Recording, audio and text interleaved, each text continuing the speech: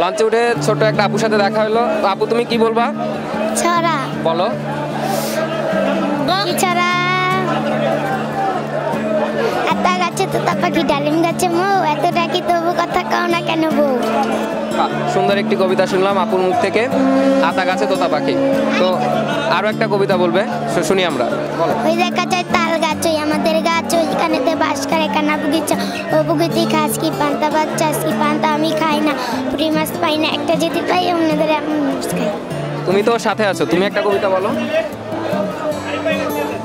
বাঘ বাঘ পায়রা মাথায় দিয়ে টায়রা বসে আসবে কালকে চলো শোনা পালকি। দাদু গেলে ধান খেতে ধানি ছিল লাল কুকুর কামড় মেরেছে সেই কামড় খেয়ে দাদু গাছে উঠেছে গাছে ছিল বিড়ালি লাথি মেরেছে সেই লাথি খেয়ে দাদু পানিতে পড়েছে পানিতে ছিল শিং মাছ গুঁতো মেরেছে সেই গুঁতো খেয়ে দাদু পাহাড়ে উঠেছে পাহাড়ে ছিল ছোট ছোট লাল নীল পরি মিষ্টি দিয়েছে সেই মিষ্টি খেয়ে দাদু প্রেমে পড়েছে। ছোট বন্ধুদের কবিতা শুনলাম, খুব ভালো লাগলো।